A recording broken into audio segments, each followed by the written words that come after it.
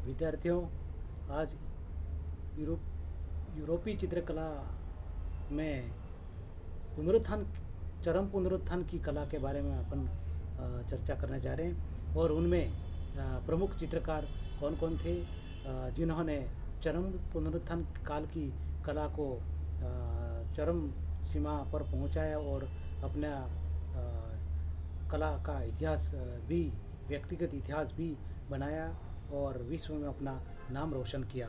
ऐसे चरम पुनरुत्थान काल में धर्म का भी चित्रण हुआ, पर वह गौतिक कला के समान नहीं था। चित्रकार के हाथों में कला का उद्देश्य केवल बाइबिल की शिक्षा न रह कर शुद्ध सौंदर्य का सर्जन हो गया। चित्र में रंग और रूप का महत्व हो गया, विषय का नहीं। भौतिक संसार में इसने आकर्षण और प्रेम उत्पन्न कर दिया।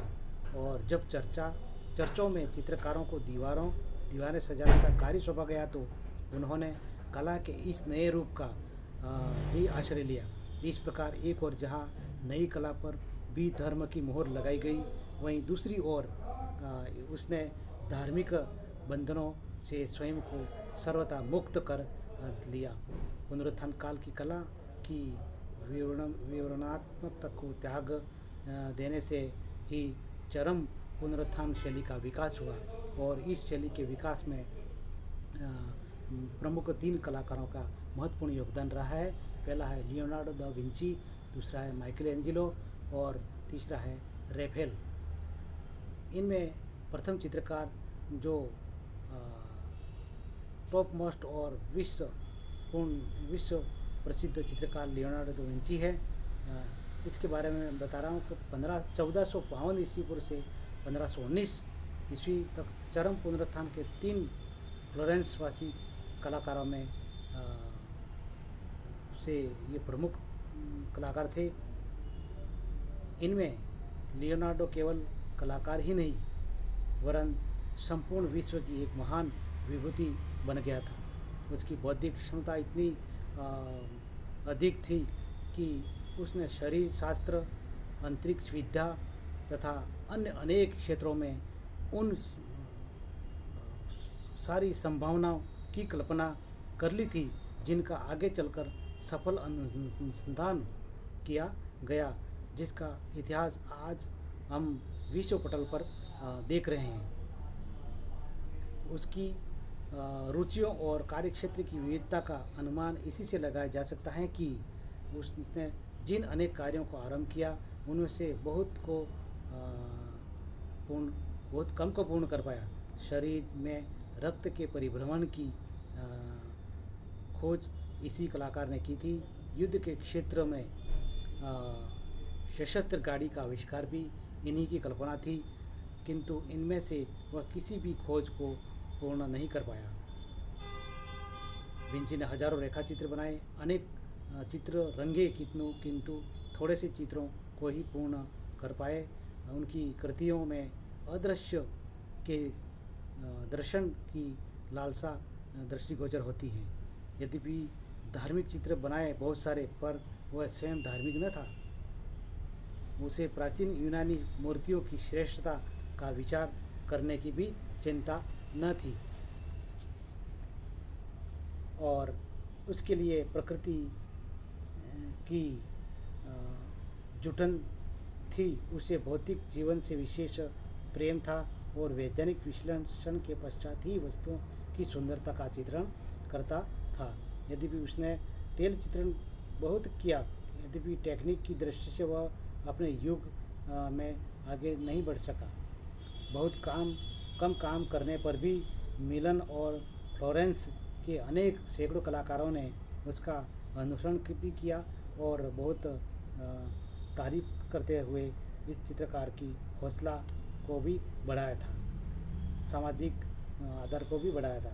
उसकी दृष्टि में कलाकार व्यवसायी न होकर न्याय, सत्य और सामाजिक मूल्यों की प्रतिष्ठा करता है।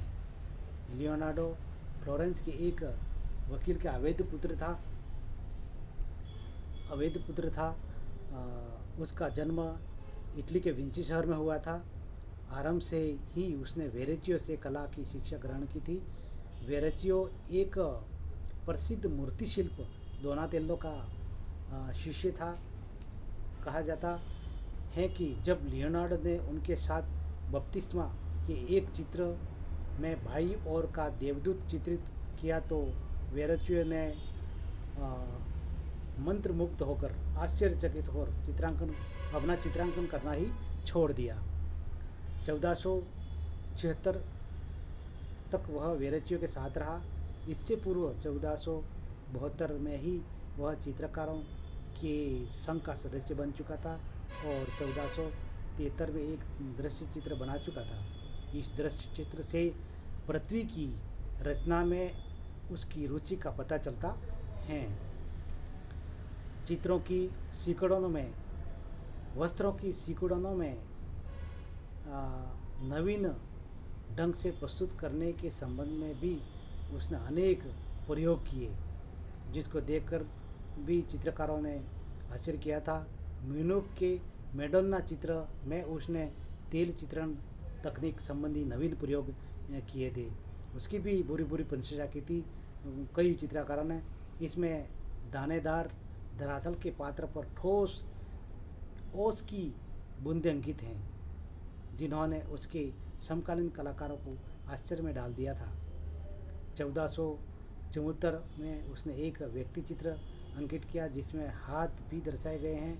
वेरेचियो भी हाथों में फूल लिए एक महिला का इसी प्रकार का चित्र बना चुका था और इसी परंपरा में लियोनार्डो ने आगे चलकर मोनालिसा नामक एक पोर्ट्रेट व्यक्ति चित्र विश्व प्रसिद्ध चित्र अंकित किया। 1481 ईस्वी के लगभग उसकी पर्याप्त ख्याति हो गई, क्योंकि उसे फ्लोरेंस के निकट ईसाई संतों ने एक मठ में राज्याधिकारियों द्वारा ईसा की वंदना विषय के चित्रण के हेतु आमंत्रित किया गया था।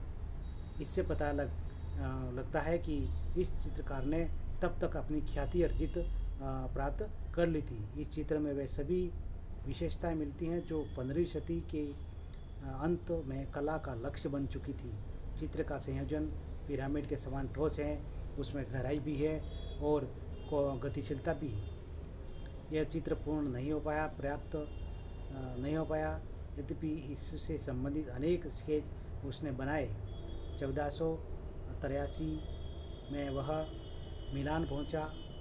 मिलान के ड्यूक को एक पत्र भेजा था जिसमें एक सैनिक, इंजीनियर, मूर्तिकार, चित्रकार, दरबारी कलाकार, नगर नियोजक आदि अनेक दृष्टियों से उसने अपनी योग्यता का परिचय का विवरण उसमें लिखा था और ड्यूक के दरबार में नौकरी की प्रार्थना भी की थी।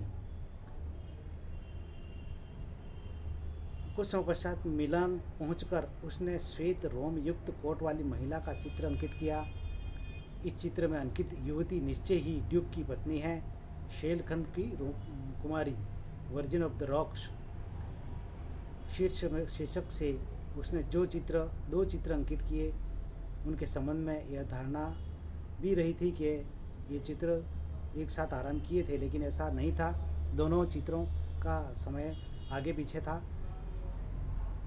जो नेशनल गैलरी लंदन वाला चित्र बाद में अंकित किया गया था, क्योंकि पहले चित्र में फ्लोरेंस की परंपरागत शैली का प्रभाव है, इसलिए इन चित्रों को अलग करने में ज़्यादा परेशानी का सामना नहीं करना पड़ता है। लियोनार्डो मिलान में 1499 तक रहा। प्रधानतः वह ड्यूक के दरबार की विभूति के रूप में रहा। ड्यूक के पिता की वह अश्वारोही प्रतिमा विशाल आकार में निर्मित करना चाहता था, किंतु यह कार्य भी पूर्ण न हुआ। उसने अश्वों के अनेक सुंदर रेखाचित्र बनाए। मिलान के ही एक उपासना गृह में ईसा का अंतिम भोज, द लास्ट सफर नामक चित्र वो भी बहुत काफ़ी प्रसिद्ध चर्चित चित्र है, आरंभ किया। 1497 में वह इस पर कार्य कर रहा था। एक तो वह बहुत धीरे धीरे कार्य करता था, दूसरे उसने फ्रेस्को के स्थान पर तेल पद्धति या प्लास्टर की भित्ति पर कार्य करने का प्रयोग आरंभ किया था। इन्हीं दोनों कारणों से यह चित्र स्वयं के उसके सामने ही दीवार पर उखड़ने लगा था। चरम पुनरुत्थान का यह एक ऐसा प्रथम चित्र है जिसमें एक तनावपूर्ण स्थिति और ईसा के शिष्यों की मुखाकृतियों की वैज्ञानिकता पर बल दिया गया है। 1499 में मिलान पर फ्रेंच का अधिकार हो गया और लियोनार्डो फ्लोरेंस लौट आए, जिसके फलस्वरूप वह अपने समय का सर्वश्रेष्ठ शरीरविद एनाटोमिस्ट कहा जाने लगा। इसी समय उसे माइकल एंजेलो के साथ फ्लोरेंस की विजयों की स्मृति स्वरूप दृश्य चित्रों के 2 विशाल भित्ति चित्र अंकित करने को कहा गया। दोनों कलाकारों में अनबन रहती थी, वे एक दूसरे को चाहते भी नहीं थे, फलतः आपस में जलन होती रहती थी। ये वजह के चित्र भी पूर्ण न हो सके। लियोनार्डो ने प्राचीन मोम चित्रण की पद्धति का भी प्रयोग किया, जिसमें वह असफल रहा। 1503 आरंभ हुआ यह कार्य 1505 में रोक दिया गया। इसी अवधि में वह 2 वयस्कों तथा 2 शिशुओं के चित्रण का संश्लिष्ट संयोजन के प्रयोग करता रहा। ये चित्र प्राय मैडोना तथा शिशु ईसा के हैं, जिनमें कोई संत भी साथ साथ चित्रित हैं। इस प्रकार के 2 चित्र ही अवशिष्ट हैं। 1500 से 1504 ईस्वी के मध्य में उसने फ्लोरेंस की एक अधिकारी की पत्नी का व्यक्ति चित्र अंकित किया, जो विश्व प्रसिद्ध हुआ, और वह पोर्ट्रेट व्यक्ति चित्र विश्व प्रसिद्ध मोनालिसा का है। इस नारी के विषय में अनेक प्रकार की बातें भी कही गई थी और चित्र में अंकित उसकी मुस्कान भी रहस्यपूर्ण सी लगती है। तकनीकी दृष्टि से आंखों तथा होंठों की रेखा बार बार खींचने से मुस्कान का यह प्रभाव स्वयं ही उत्पन्न हो गया है। तेल पद्धति का इसमें उत्कृष्ट प्रयोग है और छाया प्रकाश की धूम्र सदृश प्रभाव हेतु यह चित्र द्रष्टव्य है, देखने योग्य है, प्रशंसनीय है। लियोनार्डो का विचार था कि छाया तथा प्रकाश परस्पर मिले हुए होने चाहिए, उनके मध्य किसी सीमा रेखा का आभास न हो, ऐसी उनकी मान्यता थी, ऐसा उनका विचार था। यह चित्र मुखाकृति की गठनशीलता का आदर्श माना जाता है। 1506 इसमें मोनालिसा पुनः मिलान गए और अंतिम वर्ष वैज्ञानिक शोधों में व्यतीत हुए। वैज्ञानिक शोधों में इनका समय व्यतीत हुआ। 1507 ईस्वी में संत जॉन का एक चित्र बनाया। इस चित्र में लियोनार्डो के 2 दोष उभर कर भी आने लगे थे। घनत्व उत्पन्न हो गया था, छाया प्रकाश को महत्व दिया गया था, अतः रंग का महत्वपूर्णतः समाप्त होने लगा। भावाभिव्यंजना की सूक्ष्मता दर्शाने के प्रयत्न में मुखाकृतियों में बनावटीपन आ गया। अनेक रेखाचित्र भी बनाए।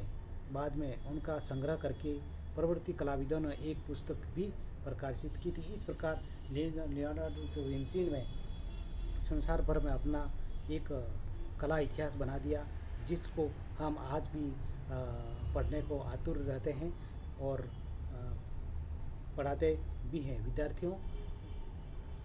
आज की कक्षा की चर्चा हम यहीं तक करते हैं। धन्यवाद।